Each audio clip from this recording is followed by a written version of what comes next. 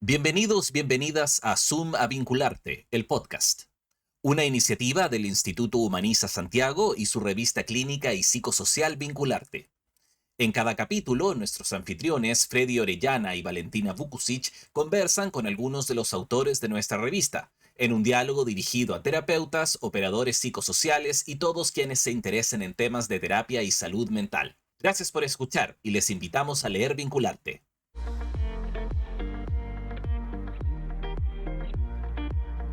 Hola, hola, bienvenidos, bienvenidas a este nuevo capítulo de nuestro podcast que hemos denominado Diálogos Humaniza. Este es el sexto capítulo en que, bueno, nos dedicamos a hablar de temas relevantes en el trabajo clínico y psicosocial para terapeutas y todos y todas las interesadas en temas de salud mental. Valentina, te saludo, ¿cómo estás? Hola Freddy, muy bien, ¿y tú? Bien, bien, contento de recibir a este nuevo invitado, que no es Que tan nos nuevo porque visita, ya lo vi. nos visita por segunda vez. Yes. Sí, un exitazo el primer podcast que tuvimos con Francisco, Sí, ha sido el podcast más escuchado, ¿ah? ¿cierto? El más No, en escuchado serio, qué bueno. del ciclo. Pero bueno, para quienes no conocen a Francisco, no han escuchado el primer podcast, los invitamos por supuesto a escucharlo, pero vamos a partir por hacer la presentación de Francisco, ¿no? Ujú. Francisco es, bueno, profesor, es docente del Instituto Humaniza Santiago, de los programas de postítulo, del diplomado de supervisión, es formador de terapeutas en el instituto y es además director del diplomado de parejas del instituto. Es terapeuta individual, de familias y de parejas y tiene mucha experiencia específicamente en el trabajo con parejas, donde trabaja en su consulta y también muy activamente en la unidad de terapia de parejas de la Universidad Católica, en Doce Cristos. Entonces, es un invitado de lujo para poder hablar de temas de pareja y del tema que nos convoca hoy. No sé si quieres, Francisco, agregar algo más a tu presentación que No, se está me haya perfecta olvidado. mi presentación. Tampoco para generar tanta expectativa. Eres también editor de la revista Vincularte, eso igual es importante decirlo porque este podcast también se enmarca en ese trabajo y en toda la producción que el equipo que lideras tú con Freddy también están siempre trabajando por poner ahí el conocimiento en común, ¿no? Y por compartir lo que se piensa y lo que se escribe. Bueno, hemos denominado este podcast Infidelidad cuando uno de los dos no sabe, ¿no? Casi un tema, Francisco, que tú has estado trabajando y desarrollando. Bueno, porque eres terapeuta de pareja y te toca atender seguramente desde tus orígenes como terapeuta de pareja estas temáticas, ¿no? Claro, eh, quizás le agregaría algo a tu título, Freddy, Sí, que otra situación también es cuando el otro sabe, ¿no? Y, Ujú, y la pareja aún así consulta, ¿no? claro, Que otra situación que seguro hoy día vamos a tratar como de conversar y ver ujú, cómo afrontarlo, ¿no? claro. Sí, son dos realidades. Cuando el otro no sabe, que puede ser una realidad clínica, ujú. ¿no? Y cuando el otro sabe que también puede ser una realidad clínica y de la pareja, Así ¿no? es. Em, bueno, ¿cómo es para ti trabajar en este tema de la infidelidad? ¿Qué particularidades tiene, te parece, este motivo de consulta de pareja? Eh, la infidelidad es una consulta que la mayor parte de las veces es intensa, ¿no? Ujú, No lo es siempre, pero a mí en mi experiencia personal, pero la infidelidad suele presentarse con la urgencia de la crisis, diría yo, ¿no? Ujú, Las emociones son muy intensas, las necesidades de ambos miembros de la relación generalmente son diferentes, entonces es una situación que idealmente requiere mucha calma, de tener cierta estructura, cierto orden, ¿no? Una situación que es muy dolorosa y como se presenta con la urgencia de la crisis, claro, eh, requiere ujú, que uno pueda acompañar eso, ¿no? Con toda la volatilidad que tiene. Esa es como yo diría que la mayor parte de las veces, ¿no? Otras veces se presenta de otra forma ujú. y requiere como otros afrontamientos, pero Esa diría que es esa es como como la... la mayor particularidad desde tu punto de vista, como la sensación Por lo de menos, crisis. en mi experiencia, por lo menos, claro, al principio sí, como la sensación de la crisis, ¿no? De la crisis de la apertura, Ujú, y todas las emociones que eso genera, ¿no? Sobre todo el que ha sido ofendido, que está dolido, tiene, tiene miedo, angustia, tristeza, rabia, las emociones del que ha ofendido, que pueden variar un poquito más, ¿no? Pero de sentirse responsable, no querer causar daño, o por otros momentos también con dificultades para reconocer. ujú, Hay un poquito más de variabilidad desde mi punto de vista ahí. Pero sí, es una situación que la mayor parte de las veces sí que se presenta con la apertura de la crisis, se va a presentar con esa urgencia, ¿no? Con esa intensidad emocional. Y es ujú. muy desafiante para el terapeuta desde mi punto de vista. Voy a hacer una pregunta que puede ser obvia, pero ¿por qué crees tú que es tan dolorosa la infidelidad en la relación de pareja? ¿Por qué es un motivo de consulta que genera tanto dolor, tanta angustia? Sí, hay muchas respuestas para eso, ¿ah? Las que me vienen al principio a la mente, claro, primero el que ha sido engañado, ofendido, que pueden usarse distintas denominaciones, ¿no? Ujú, Voy a mencionar una, ¿no? De muchas posibilidades, ¿no? Es como frecuente que la persona diga que está en un sentimiento de extrañeza, que no conoce a la persona en la que está, hay un quiebre respecto, en el fondo, de la perspectiva que se tiene en la relación, respecto de la perspectiva que se tiene del otro y de sí mismo, ¿no? Y eso generalmente es vivido de una forma muy dolorosa, ¿no? ujú, En el que ha sido infiel o ha engañado, como dije, tengo la percepción que es un poquito más variable, pero puede estar también el dolor de causarle daño a su pareja, de estar en una situación que es dolorosa para el otro. Debatido muchas veces en qué decir, cuánto decir, en que ojalá la situación pueda rápidamente salir adelante. ujú, Eso sería como un ejemplo de esa ujú. intensidad, ¿no? Y ahí aparecen estas ideas como de que la revelación o el descubrimiento puede incluso generar como sintomatología ansiosa parecida al estrés postraumático, o sea, como que la persona que lo vive desde el lugar del ofendido, pues se genera mucho sufrimiento. Claro, esa es una perspectiva que probablemente va a surgir en la conversación que tengamos ahora, que es una perspectiva totalmente vigente, de considerar, claro, como la infidelidad como una experiencia traumática, ¿no? Ujú, Y efectivamente uno puede ver algunas veces que la respuesta es parecida, ¿no? Una ujú, sensación así como de estar hiperactivado, estar muy vigilante, ¿no? Con flashback, ¿no? Con ujú, sentimientos, con síntomas intrusivos, con mucha angustia, ¿no? Y donde, claro, el rol de la persona que está en la otra posición es como intentar, idealmente, ¿no? Calmar eso, acompañarlo. ujú, Para eso es una perspectiva, yo creo que es muy útil.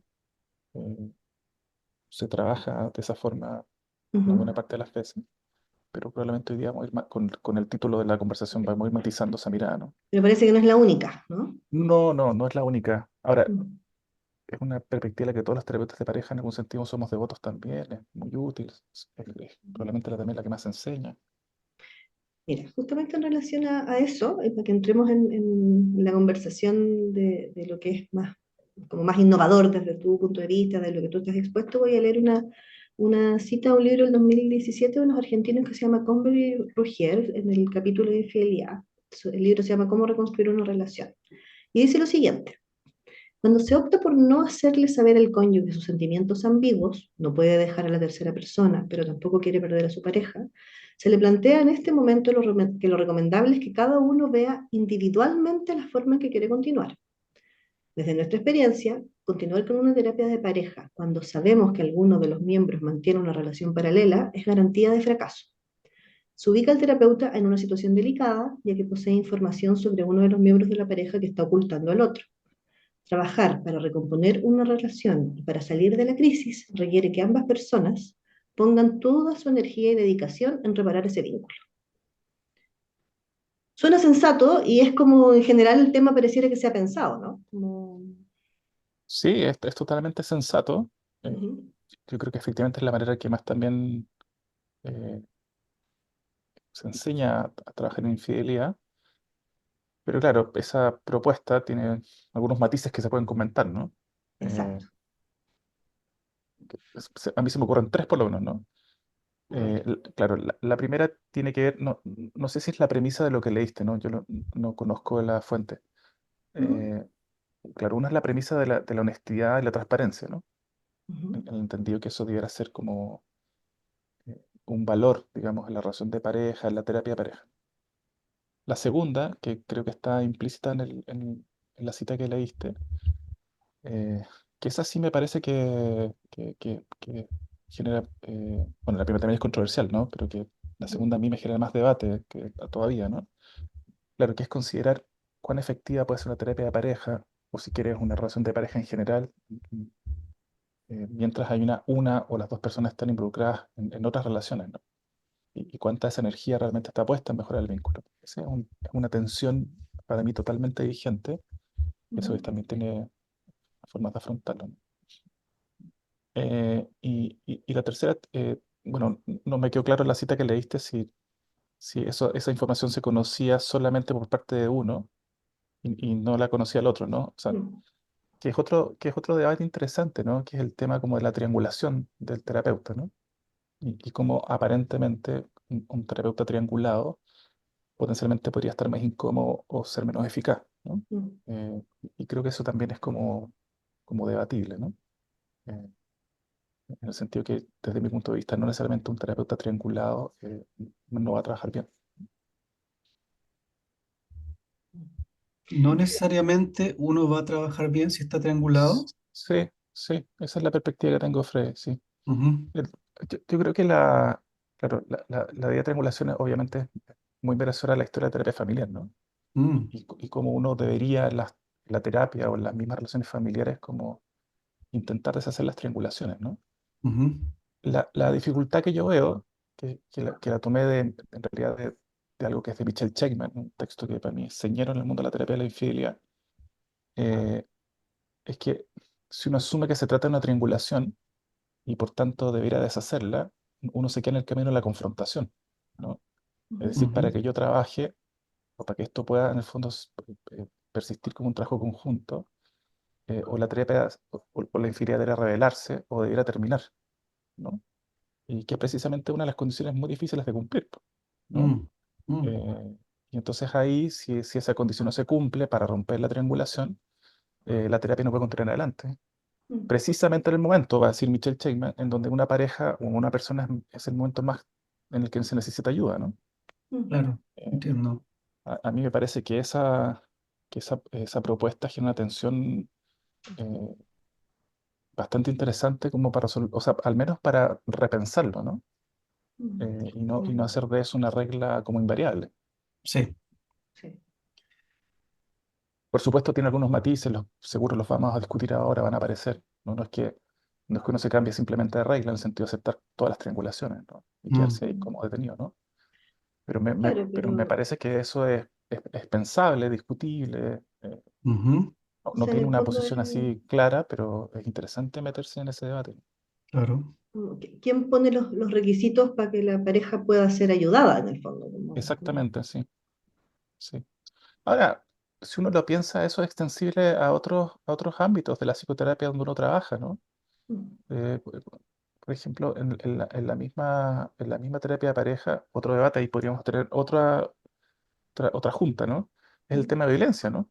ujú, Eh, el tema de violencia, yo creo que es todavía aún más claro la posición de no hacer terapia de pareja con situaciones de violencia, pero también venimos ya acumulando cierta cantidad de investigación, cierta cantidad de propuestas como conceptuales bien edificadas, que nos han ido permitiendo como matizar esa propuesta, ¿no? Eh, si nos vamos al ámbito de la terapia individual, por ejemplo, los tratamientos de algún consumo de sustancia o adicciones, ¿no? sí. Que muchas veces para entrar a un tratamiento tienes la condición de entrar en abstinencia, ¿no? Lo más Eh, paradojal del mundo, digamos. claro, entonces me parece que al menos desde ese punto de vista, ¿no? Ujú, Es un tema interesante como debatir, conversar, ¿no? No tiene que generar una propuesta única, una posición única, pero me parece que es muy interesante. ujú, Mira, Francisco, hay un texto que tú conoces de Dante Ghezzi y de Paola Covini, que fue publicado el año 2023, el año pasado, en la revista número 9 de Vincularte, donde eh, el texto se llama Cuando hay un tercero en la pareja, estrategias clínicas.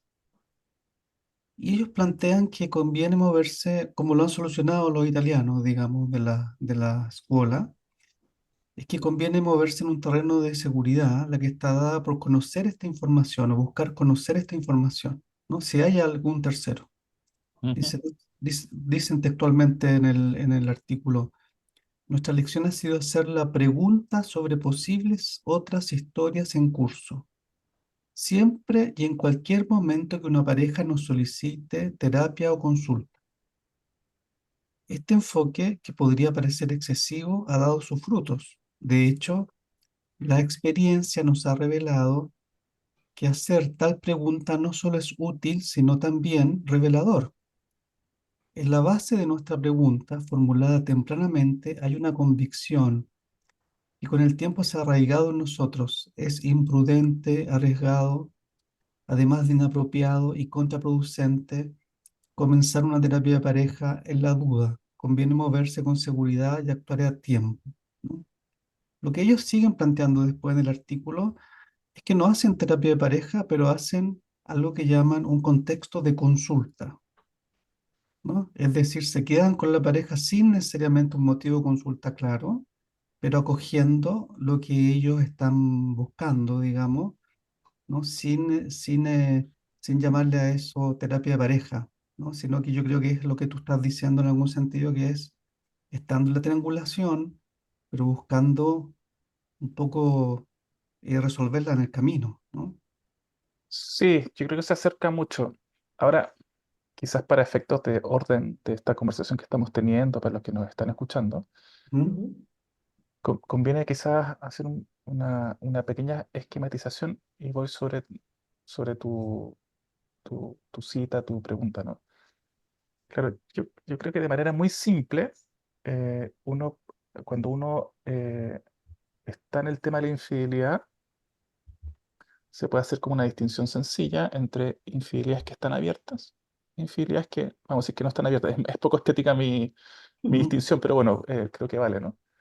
Eh, y como les comentaba al principio con su primera pregunta, claro, en mi experiencia, la mayor parte de las veces la pareja se presenta con la infidelidad abierta y Bien. con la situación de la crisis, ¿no? Mm. Como les comentaba yo, del dolor, el sufrimiento y todas esas emociones que aparecen también con mucha volatilidad y que, como les decía, requerían del terapeuta mucha calma, tener una estructura, un orden, ¿no?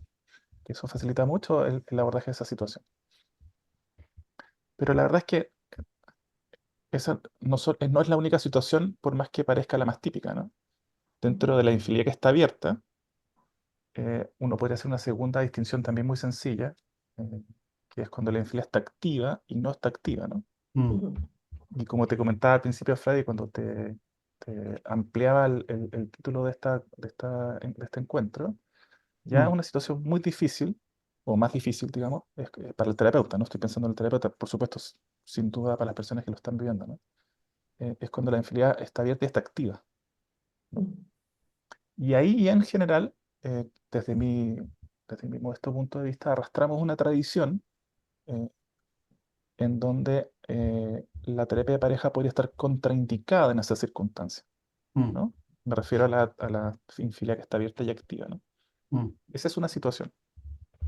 Después, un segundo grupo de situaciones que desde mi punto de vista son las más difíciles, es cuando la infidelidad no está abierta, ¿no? Y ahí hay varias posibles situaciones. Voy a mencionar dos para que no se haya mucha como confusión, ¿no? La primera es cuando el terapeuta de pareja puede enterarse a través de una sesión individual de que algún miembro de la sociedad está cursando una infidelidad. Probablemente esa es la situación desde mi punto de vista más difícil, ¿no? Porque ahí aparece lo que hablábamos recién, ¿no? La posible triangulación, qué va a Ujú. hacer el terapeuta con esa información. Ujú. Y de nuevo, creo, desde mi punto de vista, que arrastramos una tradición también en donde cuando ocurre eso, la propuesta va a ser suspender la terapia de pareja, desde el punto de vista de que estaría contraindicada, citando quizás lo que la Valentina nos Mm. expuso en la referencia que ella trajo, ¿no? Ujú. Que como decía, tiene dos vertientes, ¿no? La importancia de la honestidad y la transparencia en la relación de pareja, y desde mi punto de vista una idea más poderosa, porque es más controversial, acerca de si en realidad una pareja puede mejorar estando activa una relación con un tercero, ¿no? Mm. Y la tercera posibilidad que a mí me sorprendió mucho, gratamente, ¿no? Cuando revisamos el texto que tú citas, Freddy, eh, tengo la impresión de que no lo había leído antes con total claridad, ¿no? Que es la situación en donde el terapeuta piensa que hay un tercero activo, pero no está la información explícita sobre eso, ¿no? Sí. Y que eso es una situación que efectivamente como terapeuta de pareja a uno le pasa, ¿no? Tener la sensación de que hay un conflicto que se presenta y tú en tu intento de comprenderlo, de qué está ocurriendo, qué pasa con esta pareja que te consulta, tú tienes muchas veces, ¿no? La idea, a veces un poquito más fundada, a veces no tan fundada, de que eso podría eh, vincularse, relacionarse eh, con un tercero que está activo, ¿no? Y de nuevo es todo un proceso decisional abordar esa situación.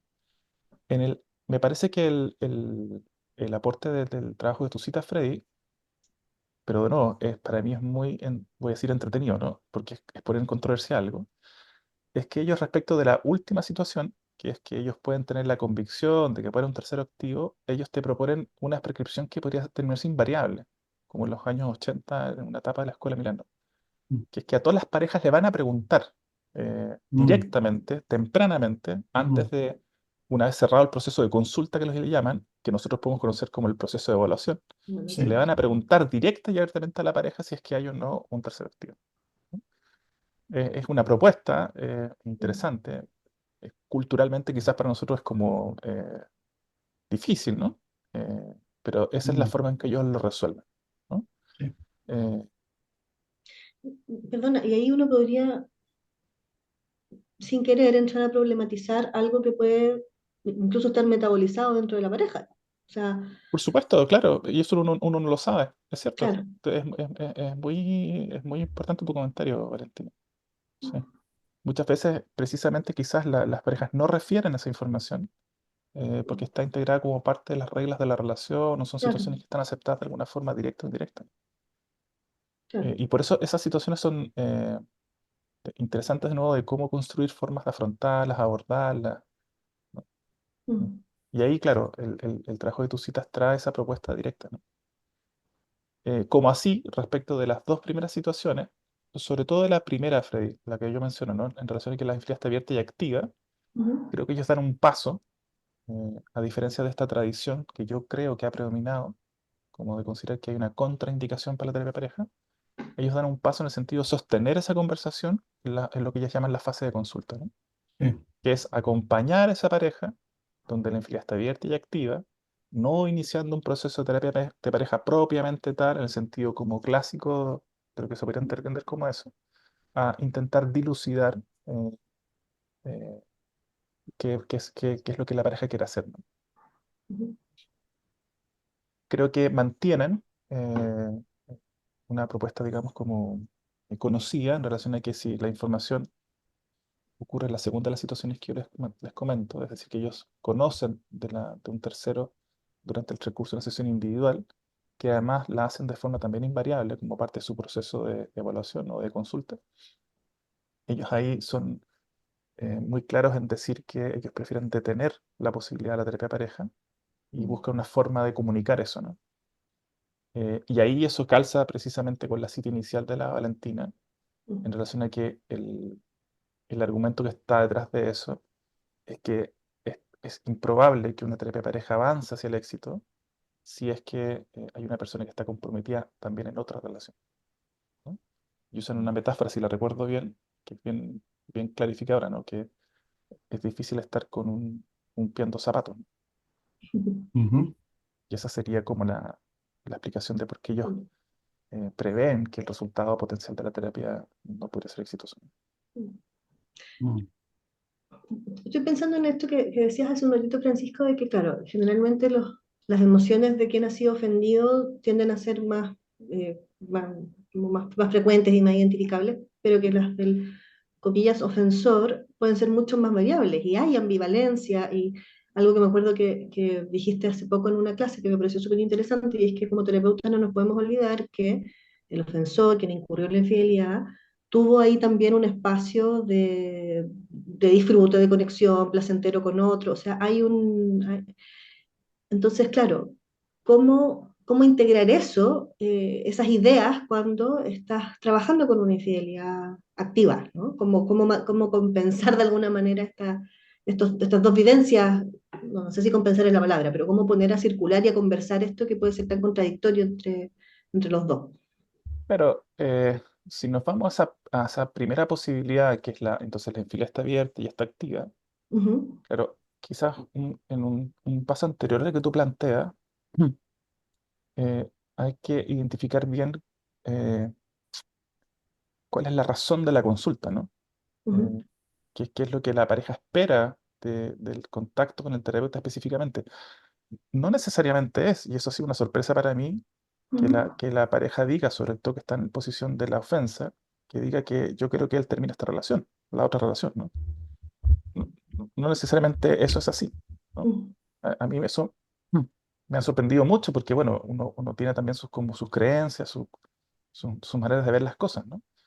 Y entonces, eh, yo creo que ha sido un esfuerzo para mí concentrarme muy bien en averiguar por qué la pareja está conmigo en ese momento, aquí y ahora, no en otro, y qué es lo que ujú, están esperando, ¿no? ujú, Y secundariamente, claro, averiguar bien cuál es el dolor, cuál es el sufrimiento. Me he llevado algunas veces, no siempre, la sorpresa que, claro, eso no necesariamente coincide con lo que uno supuestamente pensaría que una pareja demandaría en la situación que estamos hablando, ¿no? mm, Eh, Eso es lo primero. Y aclarado eso, tú tienes mucha razón. Otra autora a que a mí me gusta mucho, tú lo sabes, Valentina, que es Esther Perel, que tiene un par de publicaciones y hay cosas interesantes que ver de ella. Una de las cosas que a mí me ayudó mucho, una frase que al inicio uno también la controvierte porque, bueno, tiene que ver con nuestras creencias, nuestras formaciones, ¿no? Ella te va a decir, ¿no?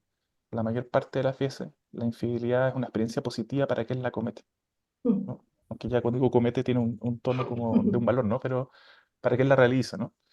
Y entonces eso te abre un mundo, ¿no? Te abre un mundo de las motivaciones, te abre un mundo de una serie de cosas que en general no se abren desde una perspectiva más tradicional, donde alguien ofendió, traicionó, esa ofensa se tiene que reconocer, reparar, que es como la terapia, digamos, como que, que- que tiene que ver con la noción de trauma, ¿no? ujú, Y ahí se te abre un mundo, ¿no?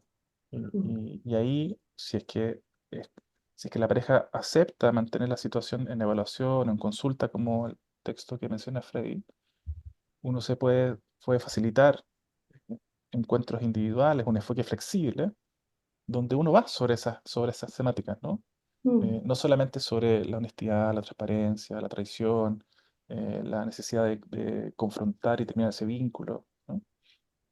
Y Es se como, aperturan ahí una serie de conversaciones que en general, hasta hace pocos años, diría yo, no tenía tan abierta. es como que hubiese como un temor o una ansiedad a que cualquier cosa que te mueva un poco de ese encuadre más clásico, pudiese generar como una desresponsabilización de quien rompió Sí, las reglas, yo ¿no? estoy de acuerdo contigo en eso, sí, sí. Y me parece muy humano, ¿ah? Porque además, Mm, bueno, seguro por la tradición del instituto, claro, vamos a hablar quizá un ratito más adelante de la persona del terapeuta, ujú, porque además situaciones como esta y como las otras que le mencioné, claro, es muy difícil que eso no aparezca en uno, ¿no? Mm, claro. y como también estamos formados, socializados, ciertas maneras de ver las cosas. Entonces, estas situaciones exigen Mm, que uno pueda eh, tener unas miras más flexibles, ¿no? sí. Yo pensaba en el tema cultural, que tú aún lo has insinuado, que efectivamente ser terapeuta de pareja hace, no sé, 10 15 20 años atrás es diferente de serlo hoy, porque la cultura cambia y entonces los conceptos también van cambiando, digamos, ¿no? De hecho, no sé si el concepto actual sería la presencia de un tercero o la infidelidad, ¿no? Porque el tema de la fidelidad es un tema, digamos, muy arraigado en una cultura más católica, más creyente, ¿no? Donde a veces la gente va al altar y se hace un compromiso de fidelidad y de exclusividad. Y eso culturalmente pienso que va cambiando y a lo mejor eso es lo que a veces te puede, no sé si eso es lo que a veces te puede sorprender, que la pareja viene y efectivamente no es como venían antes, con un mandato claro de que en realidad eso tenía que concluir, ¿no? Ahora podría ser, creo, que una pareja venga y no necesariamente esté pensando en que eso tenga que concluir o tenga otras concepciones. No sé cómo lo vives tú como terapeuta de pareja a través del tiempo, digamos. No, ¿No? estoy totalmente de acuerdo contigo. Eh, Primero, por ejemplo, el trabajo de Checkman, el trabajo de Esther Perel, son terapeutas que en general trabajan mucho el tema de la cultura. Viven en Estados Unidos, pero provienen de otros países, por ejemplo, ¿no? Ujú, Y Ujú, entonces ellas refieren en sus trabajos, ¿no? Como que se han encontrado con esta cultura eh, donde, insisto, la honestidad, la transparencia, la fidelidad son valores muy importantes, ¿no? Y como es, mm, ella han ido tratando de hacer un esfuerzo por ir ofreciendo una mirada más flexible de eso, para que eso no te lleve a una sola forma de hacer las cosas, ¿no? Sí, primero estoy totalmente de acuerdo con eso. Segundo, tú tienes mucha razón. La vida en pareja ha evolucionado de una forma eh, hacia convivencias diferentes, ¿no? Quizás la Valentina es mucho más experta que nosotros en eso. mm, Deberías ahora decir algo, Valentina. Y claro, ha requerido que los terapeutas de pareja nos redefinamos en algunas cosas. Yo creo que yo mismo estoy en un proceso así como de entender situaciones que me cuesta entender todavía, como que trato de acomodarme por estudiar, ¿no? Para poder acompañar parejas en situaciones que, claro, que para mí son nuevas. eh, y ahí escuchar a la Valentina siempre es interesante, ¿no? ujú, Por ejemplo, yo seguro la Valentina va a compartir esto, eh, en parejas del mismo sexo, por ejemplo, mi ujú, impresión es que la noción de fidelidad puede estar, es algo diferente, ¿no? Está mucho más conversada, mucho más acordada, y entonces las situaciones son diferentes, por ejemplo, ¿no? claro. Pero claro, sí. estoy de acuerdo contigo en que la urgencia de la crisis, el dolor que está ahí, está muy arraigado todavía en esa forma de entender la relación de pareja. Ujú, Y esa también es una discusión así de una profundidad Ujú, interesante que conversar respecto de qué es lo que puede estar en la base de la infidelidad, ¿no? ujú. Sí. En lo que mencionas se me ocurre pensar al tiro en una persona que se llama Meg John Barker, que escribe, que tiene un blog y que es muy fácil acceder a lo que propone, que tiene toda esta idea de reescribir las reglas, ¿no? Y propone que la población queer de la diversidad ha hecho mucho más consciente las reglas de las relaciones y las ha trabajado, y eso también lo trabaja este Perel. De hecho, hay un texto de Perel que dice que eh, hay grandes aprendizajes de la comunidad de la diversidad sexual que pueden ser un gran aporte a la vivencia de las personas heterosexuales en el sentido de, ya, no, nos vamos a cansar, pero ¿qué significa esto? ¿Cuáles van a ser nuestras reglas? Conversemos antes de, ¿no? Eh, y eso a mí me ha hecho pensar también, de repente, por ejemplo, en las cosas que ha escrito Canevaro, de esta idea como de que hay poca preparación para emparejarse y hay un guión de repente como preestablecido respecto de cómo uno tiene expectativa y cómo debiesen ser las cosas. Estoy pensando en esta metáfora que hace el jardín vallado, ¿no? Como de que hay que cultivar, hay que hacer un montón de cosas ahí, porque después cuando la vida pasa, la pareja tiene que poder vivir en ese jardincito que construyó, pero eso tiene que haberlo negociado, ¿no? Y haberlo conversado. Entonces, claro, hay hartos aprendizajes ahí también como el mundo del poliamor y toda la reflexión respecto de si se puede tener un vínculo seguro que no sea diádico, ¿no? Que eso también es otra distinción teórica y una conversación súper vigente, ¿no? Hay quienes proponen que no se puede tener una relación segura si no es diádica, ¿no? Como que no cabe un tercero. Y hoy en día los autores que están trabajando más en estas ideas de lo poliamoroso, ya sea relaciones jerárquicas o no, pero que con más apertura o qué sé yo, eh, que en el fondo es quizás describir algo que ha ocurrido siempre, ¿no? Pero que ahora está más visible culturalmente.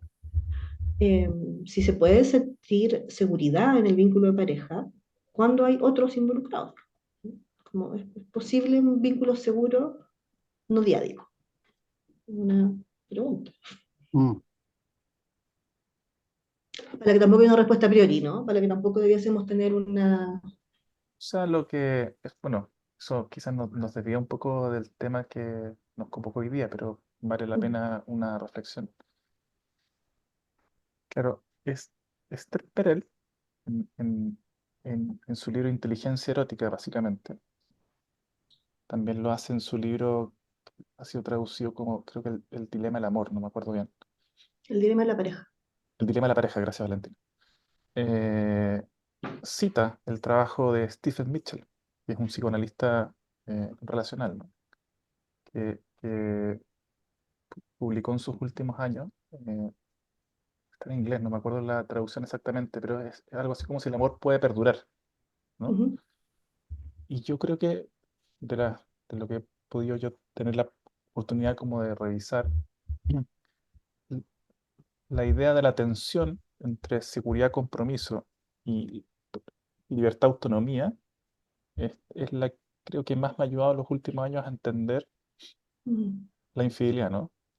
Mitchell en su trabajo recogió Wester Perel, que en algún sentido tú lo estás también como insinuando, Valentina, van a decir algo que a uno se le clava como un puñal en un riñón. Yo siempre lo digo así, ¿no? Que es que, que es que en la medida que la pareja busca la seguridad, eh, lo voy a extremar, ¿no? Y busca el exceso de seguridad, con eso se va inhibiendo el deseo, ujú, ¿no? Y como en esa escena, por ejemplo, eh, hay una tierra fértil para la infertilidad, ¿no? Perdón, hay una tierra fértil para la infidelidad. ujú, Eh, un- es una propuesta profunda, interesante, Mm, genera mucha discusión en uno, ¿no? mm, Y hay quienes llegan incluso más lejos, diría yo. Creo que mismo Stephen Mitchell dice, ¿no? Como que cuando eso ocurre, la relación de pareja puede ser una prisión. mm, Mitchell también creo que en su texto va a decir que, no sé si citando a otro autor o ella misma, dice que la relación de pareja puede ser una camisa de fuerza, ¿no? ujú, Esther Perel va a decir que es muy difícil conciliar apego y deseo en la misma persona durante toda la vida, por ejemplo, ¿no? ujú, Hay una tensión ahí eh, que cuando uno la estudia, la logra como ir eh, conociendo, la va también reconociendo en las parejas que uno atiende, ¿no? Eh, y, ujú, y, y- y cómo también entonces así uno puede redefinir o repensar cómo se interpreta la infidelidad y decir, bueno, en la conducta de infidelidad puede haber anhelos que están frustrados, maneras como de revivir un yo que está muerto, así, ¿no? ujú, Y entonces, claro, la infidelidad se va a otros dominios que ya no solamente tienen que ver con la traición, con el engaño, mentira. Por supuesto que lo tienen, ¿no? ujú, Y generan mucho dolor en la otra persona, pero no abre la posibilidad de pensar esto de formas diferentes, ¿no? ujú. Mm, Eso a mí Qué, me qué parece, interesante, como que, como reconocerse en lo individual de alguna forma, por también supuesto, sí, tiene que ver sí, tiene que ver con la infidelidad. sí, y para mí es un enfoque que si bien uno podría pensar así en términos muy sencillos, así, quizás como cierta injusticia para quien ha sido ofendido, en realidad finalmente ofrece una flexibilidad eh, que permite ir adentrándose en otras comprensiones de lo ocurrido que también van a ayudar, ¿no? Ujú, Y que van a permitir salirse como de esta estructura donde la infidelidad se piensa de la forma inicialmente en la que la estamos hablando. Y que yo creo que tiene mucha razón finalmente con haber ido flexibilizando, o al menos que se esté proponiendo flexibilizar los encuadres en que uno trabaja, sobre todo las situaciones que las mencionaba, ¿no? ujú, De infidelidades que están abiertas y están activas, de infidelidades que se conocen en la sesión individual. Ha ido permitiendo como repensar la ujú, manera de trabajar esas situaciones. mm. Francisco, has mencionado en varias partes de este diálogo, por ejemplo, la idea, elementos del terapeuta. Partiste diciendo, se requiere esta temática requiere calma, ¿no? Requiere orden. Eso habla también, sin duda, de un orden interno, de una calma del terapeuta, ¿no? Me imagino, por ejemplo, si un terapeuta es muy dramático, muy dramática, y deja emerger ese dramatismo frente a esta situación, evidentemente eso pienso que seguramente no va a ayudar mucho, ¿no? Se requiere más bien profundidad, ¿no? Entender. qué está pasando en el fondo, entender qué es lo que quiere la pareja, ¿no? Según tú mismo Eso has es dicho. fundamental, Freddy, sí. Entonces, te quería preguntar, cómo ves tú el desarrollo en ti mismo y en la formación de la persona del terapeuta en este tema, digamos, ¿no? Qué te parece relevante en ti o qué te parece relevante también en la formación? ¿Cómo, cómo, cómo has Sí, evolucionado en este tema? es una pregunta que quizás he pensado poco, Freddy, pero espontáneamente me surge decir para iniciar dos cosas, ¿no? Quizás me puedan ayudar ustedes la tercera que tiene que ver con la formación. Quizás los tres podamos Ujú, decir algo ahí, ¿no? ujú, Claro, mira, yo te diría que en términos generales, en, en el oficio de la psicoterapia, claro, probablemente la calma y no enjuiciar, y tres, tener una estructura, probablemente tiene una relación de suma importancia con el resultado final, en el ujú, sentido de ayuda, alivio, mejoría, como quieran ustedes medirlo, ¿no? Me parece que lo tercero, la estructura, te lo da la formación como teórica de supervisión clínica propiamente tal, ¿no? ujú, Muy fundamental. Yo creo que motivos de consulta como la infidelidad tienen todavía más la necesidad de una estructura, porque precisamente la infidelidad puede presentarse, como les he dicho varias veces ya, con la urgencia de la crisis, y eso requiere, hay mucho caos emocional, ¿no? Mucho, la gente no sabe qué está pasando, qué va a pasar. Eso es lo primero. Eh, y ya apareció también algún dato en la investigación empírica sobre resultados en psicoterapia de cómo si prematuramente el terapeuta es capaz de explicar qué es lo que está ocurriendo y ofrecer una estructura, en general eso se va a relacionar con la posibilidad de mejor resultado, ¿no? Yo tengo la impresión de que las personas con las que uno comparte este trabajo reciben muy bien eso y suele estar en la base de generar esperanza, por ejemplo. Y porque además, bueno, pueden considerar a su terapeuta competente, que efectivamente pueden recibir ayuda, que también tiene mucha relación con el resultado final, ¿no? Como indicadores de cambio genérico que van a predecir el resultado final. Y respecto de la calma y de no enjuiciar, que ya compartí mi segunda respuesta, la tercera la compartimos entre los tres. Mira, yo siempre soy sincero, muy agradecido, ¿no? Trato de hacerlo cada vez que tengo posibilidad de hablar de esto. La idea de no enjuiciar, por ejemplo, yo se la agradezco mucho a personas con las que me han formado, ¿no? Que me han transmitido la importancia de hacer eso, ¿no? Ha sido un aprendizaje como personal, ¿no? Como de estar cerca de gente en la que yo admiro, confío en su competencia, que han sido muy eh, cariñosos en ayudarme a entender esto, ¿no? Y transmitirme, ¿no? Esos aprendizajes. Y yo trato de hacer eso con la gente que tiene la posibilidad como de ayudar a entender algunas cosas de esta profesión. Eh, la calma, en cambio, me parece quizá, y ahí podemos hablar entre los tres, es un estado que probablemente requiere entrenamiento, ¿no? Requiere mucho trabajo personal, ¿no? Porque para mantenerse en calma hay que estar menos reactivo, ¿no? Y efectivamente estar menos reactivo, una parte de las veces tiene que ver con las creencias, otra parte de las veces con las experiencias biográficas, sobre todo en el seno de la familia de origen, como solemos hablar mucho en el instituto. Y Ujú, eso probablemente sea una variable mucho más entrenable en los programas de formación, mm, ¿no? Eh, en, en- en el mundo de la clínica, de una forma muy sencilla, que también está empezando a investigarse, estamos hablando finalmente de una actitud, ¿no?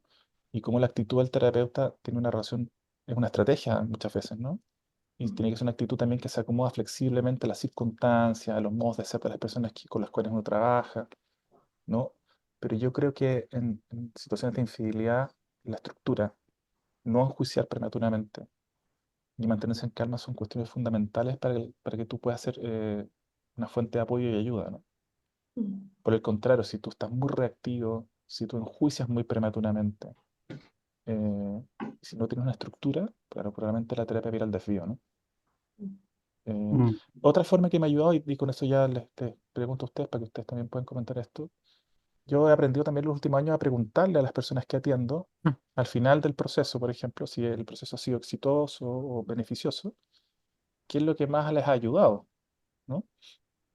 como una forma de obtener una retroalimentación para yo mejorar mi práctica o mantenerla, ¿no? Para sorpresa, yo siempre lo cuento con humor, ¿no? Para sorpresa, la mayor parte de la gente nunca me dice lo erudito que yo soy, ¿no? La gente menciona sistemáticamente lo que te digo, ¿no? Que desde un comienzo nunca se sintieron enjuiciados, ¿no? Cuestión que es de sobremanera muy importante en quien ha ofendido, ¿no? En la situación de infidelidad, ¿no? Eh, y la otra situación es de mantener la calma, ¿no?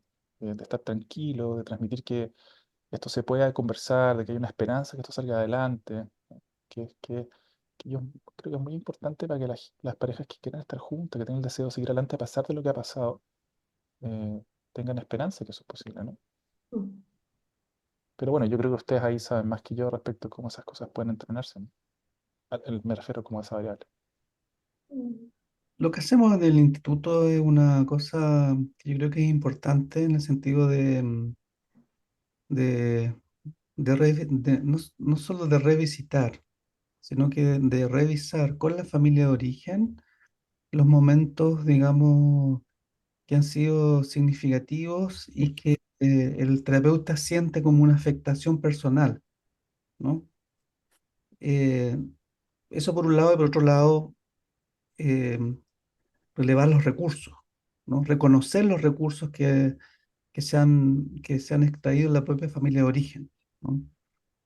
Lo que yo creo que no hacemos y que quizá es importante en un terapeuta de pareja es la idea de reconocer eso mismo, de los recursos, de lo que uno vio en la pareja de padres, ¿no? Lo que el terapeuta vio cuando fue niño en la pareja de padres como recursos de la relación y también como elementos complejos para él, ¿no? Porque ser testigos de un niño que es testigo de una relación de pareja muy conflictiva, sufre también un, un daño, digamos, en el sentido, estoy diciendo cuestiones complejas, no estoy diciendo que las parejas pelean, sin duda, ¿no? Las parejas tienen que pelear y los niños también aprenden de esa agresividad si es bien resuelta. No estoy hablando de cuestiones más traumáticas probablemente, ¿no? Creo que por ahí podría haber un camino más específico quizá a desarrollar con terapeutas que se forman directamente en pareja, ¿no? Pero es solo una idea. Yo ahí como terapeuta formada en el instituto, ¿no? Como aparte de, bueno, de agradecer también esa formación y ese trabajo con mi familia de origen y el trabajo simbólico con el genograma y todo lo demás, pero pienso que hay algo que puede ser súper sencillo, pero que tiene que ver con estas distinciones de lo que es mío y lo que es del otro, ¿no? Y de lo que es de la pareja y Ujú, lo que es del terapeuta. Yo conocí la formación, no trabajaba con parejas, pero sí trabajaba mucho en el ámbito proteccional, donde uno como terapeuta y desde sus apegos y sus historias tiende a sentir que tiene que involucrarse probablemente mucho más allá de lo que es ayudador del otro, ¿no? Y creo mm, que esa es una conversación que de alguna manera la podemos extrapolar a esta idea de la infidelidad en el sentido de que si tenemos todas estas cargas culturales, estas creencias o esta postura respecto de cómo debiesen ser las cosas, yo pudiese pisar el palito y involucrarme mucho más allá con mi propio mapa, ¿no? De lo que la pareja está necesitando, de lo que la pareja está, rigidizarme en el fondo, tener menos flexibilidad por una necesidad personal de un terreno firme y conocido, ¿no? Como lo mismo que hablábamos en violencia, o sea, pucha, qué peligroso se siente trabajar con una pareja donde la violencia está activa. Bueno, de acuerdo, y eso que, es lo que siento, cómo lo trabajo, cómo me desenvuelvo con eso, es más importante quizá que decir esto se puede o no se puede hacer, ¿no? Esto es correcto o incorrecto, una prescripción, como decía Francis. Sí, mira, lo que acabas de comentar, claro, me hace pensar como en un cuarto aspecto, ¿no? Que le agregaría la calma, al no juiciar a la estructura.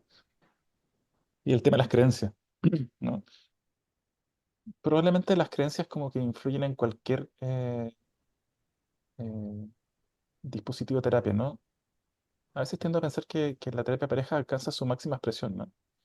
Y con creencias me refiero a que pienso que en la terapia de pareja, quizás sobre todo en el tema de la infidelidad, el terapeuta además tiene que estar muy entrenado, una palabra como un poco grandiosa, encuentro yo, pero bueno, tiene que estar sensible mm, a conocer que lo que él cree o lo que ella cree que es lo mejor para la pareja, no necesariamente es lo mejor para esa pareja particular, ujú, ¿no? Y que en ese sentido, sobre todo las relaciones de pareja son muy idiosincráticas, ¿no? En el sentido de que hay eh, tantas maneras, tantas parejas como modo de ser pareja, ¿no? mm, Si uno lo lleva al tema de la infidelidad, un terapeuta genuinamente podría estar formado de esa forma, de que ser honesto y transparente con la infidelidad es lo mejor para esa pareja. mm, Pero eso no necesariamente es así, ¿no? A mm, veces las consecuencias de la develación pueden ser mucho mayores que las consecuencias de la no apertura, ¿no? mm, Y en ese sentido, preguntarse para qué decirlo, cómo decirlo, qué decir, son muy importantes, ¿no? A propósito de reconocer a los maestros, Freddy, eh, me recuerdo a alguien, ¿no? Que me decía que no había que colocar dolor y sufrimiento donde no hay. mm, O recuerdo a un terapeuta argentino decir, ¿no? Que había que evaluar bien el sincericidio, ¿no? En ujú, situaciones como esta, ¿no? mm. Y yo creo, claro, que ahí tenemos una cuarta variable que además va a activarse mucho en las situaciones que hoy día hemos conversado, ¿no? Las infidelidades activas que están abiertas, las infidelidades que están activas que no se conocen, ponen en, ponen en juego todo esto de una forma muy, muy, muy intensa, ¿no? mm. Claro, entonces todo el tema del reconocimiento de las emociones también del Mm. terapeuta es algo Sí, muy importante, como la conciencia de lo que se sí, siente, del cuerpo, ¿no? Como de poner en pausa sí. eso. Yo cada vez que estoy en algún grupo que desestima un poquito el trabajo de la persona, el terapeuta, mm, ya no entro en controversia, ¿no? Pero siempre pienso que en realidad lo mejor de ese trabajo es precisamente reconocer esas emociones para evitar la reactividad, ¿no? Claro. Yo creo que hay un valor que está escasamente reconocido todavía. Mm, sí, es eh, verdad. Injustamente poco reconocido desde mi punto de vista, ¿no? Mm, Mm. Eh, pero pienso que ese es el aspecto más dorado de formarse así, ¿no? Oye, Francisco, yo tengo una pregunta que es como bien práctica, ¿no? Pero en un caso de infidelidad activa, donde uno de los dos no sabe, ¿no? Y tú como terapeuta sí sabes, ¿no? Y esto vinculando con la persona, el terapeuta, idea de triangulación, ¿cómo has manejado, si es que te ha tocado, cuando esto finalmente se descubre, se devela, tu relación con el ofendido, ¿no? Como, no sé, uno puede tener un encuadre de que las entrevistas individuales son confidenciales y tener ahí las reglas del juego puestas, digamos, pero igual eso no Sí, evita que a lo mejor se pueda sentir la persona traicionada por el terapeuta, igual uno es el terapeuta de los dos. ¿Cómo es tu trabajo con eso? sí, oye, me acabo de dar cuenta que, bueno, conversamos otras cosas totalmente interesantes y este punto es crucial, ¿no? A lo mejor vamos a tener que juntar una segunda vez. Claro, la posibilidad entonces de abordar este tema de una forma, en un formato más flexible, una de las consecuencias que ha tenido es lo que se ha llamado tener una clara política respecto a la confidencialidad. ¿Ya? Hace más de 20 años, cuando yo hice mi primera formación de terapeuta de pareja, mi supervisor de la época, al que también admiro, respeto hasta el día de hoy, nos planteaba, ¿no? Que él le costaba las sesiones individuales porque no quería enterarse de nada que el otro no pudiera saber. Ujú, Y por tanto eso determinaba finalmente la forma en que él organizaba su trabajo, ¿no? ujú, Yo creo que, agradecido de él, claro, me mantuve esa política de confidencialidad una buena cantidad de años, ¿no? Después me formé de otra manera en otras partes y eso fue flexibilizándose. Y hoy en día, claro, cada vez que propongo una sesión individual, yo en general soy muy claro respecto de que esas sesiones son confidenciales, ¿ya? No soy tan explícito como el texto que cita Freddy respecto de los italianos eh, que publicamos el año pasado. Y con eso estoy tranquilo entonces que no es mi responsabilidad el hecho que la otra persona se entere o no de lo que el otro me ha dicho, es responsabilidad del ujú, que tiene la información, ¿no? Y ahora, curiosamente, esa preocupación que tú planteas es bastante frecuente. En mi experiencia personal, por lo menos, creo que he tenido muy pocas situaciones en donde el otro me lo haya cobrado, ujú, ¿no? Y si me lo ha cobrado, también tengo el recuerdo de que eso no ha impedido que la terapia continúe, ¿ya? en mi experiencia, no puedo asegurar lo que sería así para todos, ¿no? Tengo la impresión de que con esa estrategia es suficiente. Y en términos personales, porque obviamente esta situación pasa por aspectos que son de uno, la manera en que yo me he apaciguado es como decir, bueno, no es mi responsabilidad, ¿no? No es mi responsabilidad que la otra persona se entere de lo que esta persona me ha contado. Es su responsabilidad si se lo dice o no se lo dice. Y ahí he confiado todavía más en la idea que es de Michelle Checkman, que también me impresionó cuando lo leí, ¿no? Que tiene que ir finalmente que uno tiene que respetar el hecho que la gente se autodetermine respecto a lo que quiere o no quiere contar, ¿no? Que pone tensión, pone controversia en este aspecto de la terapia de pareja, donde el cliente es la relación, ¿no? Y yo lo he resuelto de esa forma. Y entonces eso me ha ido permitiendo transitar hacia lo es muy controversial. Yo no digo que esto es lo que hay que hacer, es lo que yo he ido haciendo últimamente.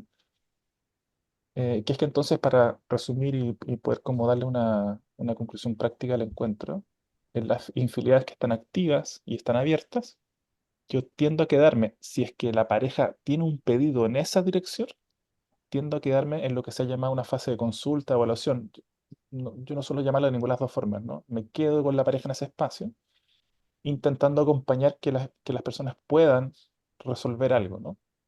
Y cuando digo resolver, no me refiero solamente a la posición del que está siendo infiel. La otra persona también puede resolver algo, que si Ujú. continúa o no continúa la relación, ¿no? Sí. Y en las infidelidades que se abren a propósito, por ejemplo, de una sesión individual, aunque hay otras formas en que eso se abre, nosotros elegimos mirar una, ¿no? Para darle un esquema más concreto a esta conversación. He ido transitando paulatinamente, por supuesto con ciertas así como parsimonia, por supuesto ciertos temores, a que me he ido a veces quedando con esa persona y manteniendo la terapia de pareja, ¿ya? Ese es el punto más controversial del cual no pudimos Ujú. entrar hoy día por tiempo, quizás da para otro encuentro, pues muy discutible, ¿no? Eh, por supuesto, puede generar posiciones opuestas, ¿no? Y me he ido quedando, pero flexibilizando como el espacio, ¿no? Probablemente haciendo sesiones individuales, sesiones en pareja, sesiones individuales. Y lo que he ido construyendo ahí como idea fundamental, porque hay que tener cuidado con que eso finalmente sea algo homeostático para la relación de pareja, ¿no? Mm. Como que tú mantienes eso y en realidad las cosas siguen siendo iguales. Ujú. Y como dice el texto que tú citaste inicialmente, en realidad la terapia va a ir al fracaso, ¿no? O al menos Ujú. a no ayudar, ¿no? E Ah, incluso generan un siguiente problema en el sentido que si la otra persona se entera, bueno, claro, el criterio que he ido como generando es estar muy atento y ser capaz de evaluar y percibir que efectivamente la persona que está en la posición de estar cruzando la infidelidad tiene una disposición a querer hacer algo con esa relación y con la relación de pareja original. Si me doy dando cuenta en realidad que la situación se torna estática y que el espacio en el fondo no está produciendo lo que debiera producir, en algún momento hay que tomar una decisión de suspender a la terapia de pareja, pasar a formatos individuales, encontrar alguna manera de decir eso, y ahí uno vuelve como al paso que injustamente vamos a decir que es tradicional, ¿no? Es injusto porque yo trabajo así todo bien y funciona, ¿no? Eso es lo que he ido como pensando últimamente. Es difícil, es mm, desafiante, es Ujú. controversial, es discutible, pero muy interesante de ir intentando hacer. mm, Así es, y en realidad da para otro, para juntarnos nuevamente, Sí, da ¿no? para mucho en Da realidad. para mucho, sí. Pero bueno, yo creo que los terapeutas y las personas interesadas en salud mental que te han escuchado, Francisco, van a quedarse muy Oye, ¿ustedes interesadas, me permitirían hacer un agradecimiento? por supuesto. Yo pertenezco a un grupo de terapeutas de pareja que muy ñoñamente, como diría Valentina, nos juntamos hace muchos años a discutir sobre esto. Ujú, Tengo que agradecerles porque en realidad todas estas cosas las he ido pensando con ellas, ¿no? ujú, No puedo decir que esto que he dicho hoy representa la práctica clínica de ellas o lo que ellas sí. piensan Ujú, respecto de esto. Ha sido una discusión en la que ellos me han ayudado mucho. De hecho, les pedí que me ayudaran como a conversar sobre esto antes de este encuentro. Entonces me parece que ujú, le tengo que agradecer a ese grupo, al que ujú. quiero mucho. Están ahí la Silvia Campos, que tú conoces, Freddy, Sí, la claro, Yanela Pausen, que también conoce, la Paula también. Ceruti, Ujú, la Ivonne Ramírez, la Gemma Van de Kamp. Son, yo me siento privilegiado de ese grupo, ¿no? Porque ujú. soy originalmente el que menos experiencia tiene, entonces como que al que más le rinde el grupo es a mí, ¿no? En términos Ujú. como de experiencia, conocimiento. Entonces les quería agradecer porque en realidad todas estas cosas las he ido pensando con ellas. Ellas fueron muy amorosas de que habláramos de esto antes de este encuentro, ¿no? Qué No sé bien. si represento exactamente lo que hablábamos, obviamente no represento como las ellas en la clínica, pero me parece que es justo como reconocerse. Sí, qué importante es Sí, tener un grupo, ¿no? Sí, eso. sí, Estar totalmente, ¿no? acompañado, ¿no? Sí, sí. Siempre volvemos a pensar en eso cuando pensamos también en la persona terapeuta, ¿no? Como que esta es una pega que no se puede hacer solo. No podemos estar solos en esto. Bueno, sí, de hecho ahí en ese grupo uno vacía, ¿no? Estas cosas que se descomprime, cosas que las situaciones son muy difíciles, ¿no? Claro, claro, claro. Y cuando tienes un grupo que en realidad es un grupo amoroso de compañeras y compañeros, en realidad las posiciones como que son mucho más fáciles, ¿no? Así es. Mucho más constructivas. Bueno, tenemos que ir cerrando. Te agradecemos, Francisco, tu presencia, siempre tan interesante, tan informada, reflexiva. Así que eso, gracias Valentina por este episodio y por tu presencia también. Gracias. Oye, y me faltó decir Sí, la publicidad, con este grupo vamos a escribir sobre esto, así que seguro eso va a estar en la próxima edición de Vincularte, Ah, qué si bueno, lo esperan. excelente, qué buen tema. excelente. Exactamente. Y yo Sí, te he invitado, Freddy, ojalá hagamos algo más como eh, una convocatoria para algunos terapeutas que quieran como, quizás podamos presentar esto de una forma, en un formato como un pequeño taller o curso sobre esto. Porque sí, son situaciones que todos los terapeutas viven, independiente que se quieran hacer terapia pareja o no, ¿no? sí, muy buena idea. Terapeutas infantiles que atienden padres, Así es. terapeutas individuales que están en situaciones que también pasan, ¿no? Sí, Así que les dejo esa invitación. A ver si se nos ocurre algo. Súper. Bueno, muchas gracias Francisco, muchas gracias a quienes nos han escuchado hoy. Nos despedimos y les invitamos, como siempre, a leer Vincularte, a estar en contacto con el instituto, a enviar sus trabajos, quienes estén escribiendo, produciendo algo. Es importante compartir, así como lo ha hecho Francisco hoy con nosotros, que todos quienes estén teniendo ideas y reflexiones las pongamos en común, ¿no? Así que ese es el espíritu de Vincularte y nada, agradecer nuevamente y nos vemos en la próxima. Que estén muy bien. Chao.